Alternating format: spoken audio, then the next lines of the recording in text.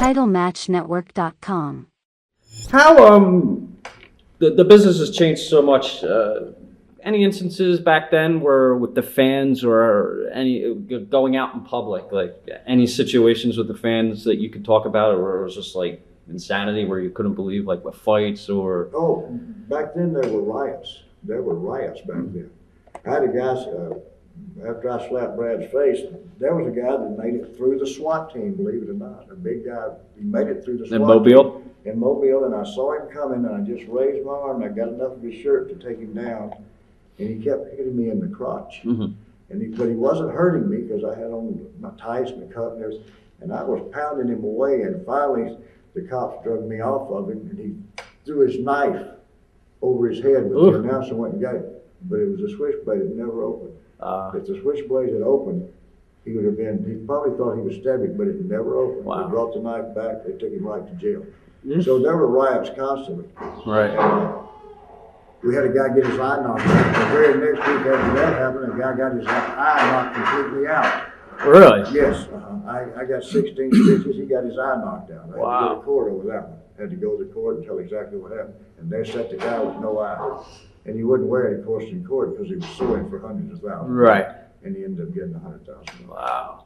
What I heard in Florida that sometimes the Bahamas was pretty rough. Oh yes. Bahamas was really rough. I think they used to have like a fence around the ring or something. It was an outdoor arena. Right. And it was a brick wall around the entire arena. There were trees outside the brick wall. And so most of the time it would just sell out and there would be people all in the trees. I mean, you could just look out and see people.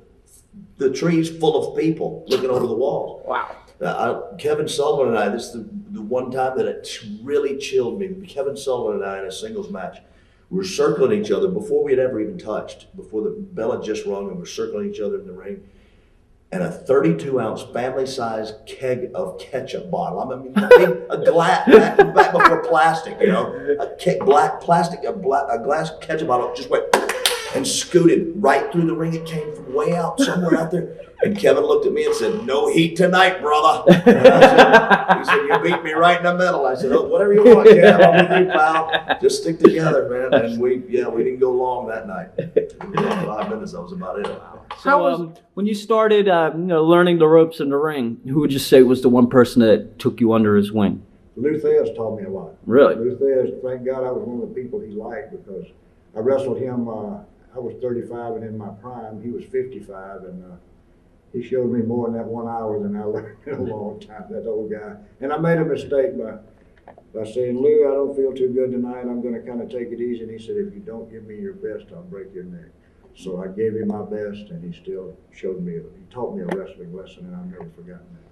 Now was he, I guess, what was the term they called a hooker back then? Yeah. He was the last of the great hookers, and he could hook you right. So he was probably the toughest.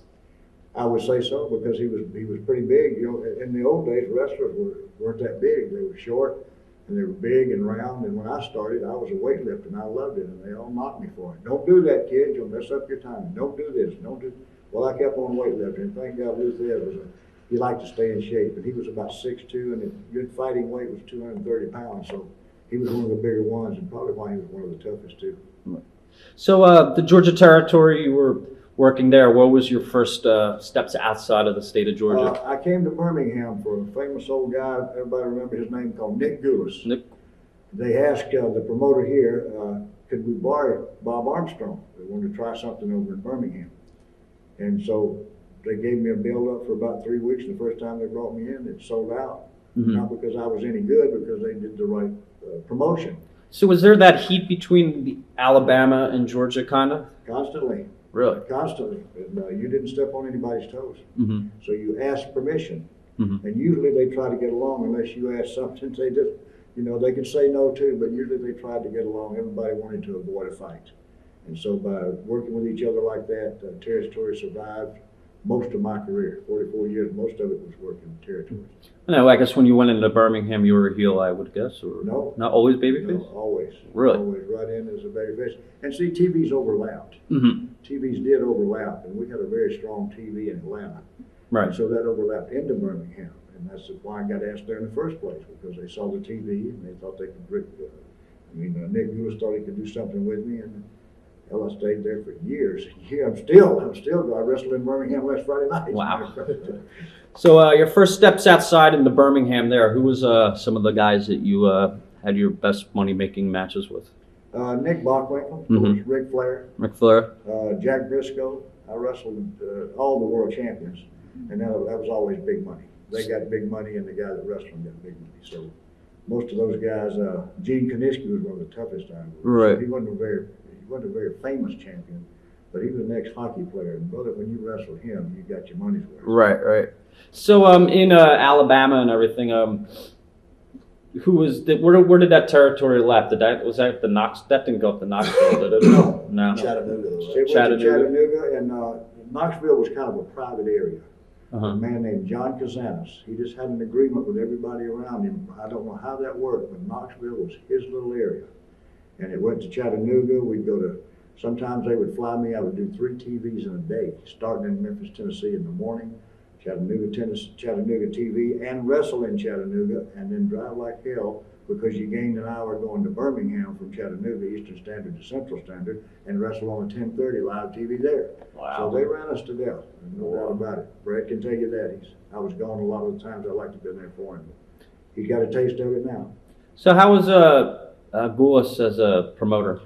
According to how you felt about it, I really felt bad. A good friend of mine, Johnny Rivers, we wrestled in Chattanooga, and it was a sellout, and I think I made $175. And back then, that was big bucks, you know. Mm-hmm. And I told Johnny Rivers the next week, I said, boy, that was a great payoff. I got $175, right, Johnny? And he said, you got what? I got $75. Well, he got so mad, he threatened to kill Nick Gulas and left and went to Texas and got killed the next week in an automobile accident. Oh, jeez. And Nick Gulas came to me and said, kid, don't ever tell anybody what you make anymore. So Nick Gulas, if he liked you, it's a lot of politics. If he liked you, you got paid good, and if he didn't, treat you like hell. Now, when you were in there, what was that, the 70s, I guess? That was the 60s. Late 60s? Early 60s. Early 60s. I love it. I love being a part of Title Match Network. Get extreme with exclusive death matches. Through the door! And of course, the best selection in women's wrestling available. Oh! What's gonna happen? Oh! With thousands of clips featured on Title Match Network's YouTube channel with over 2.3 million subscribers. Oh! All at the tips of your fingers. Every style available 24/7 on demand. Visit TitleMatchNetwork.com to sign up today and start watching instantly.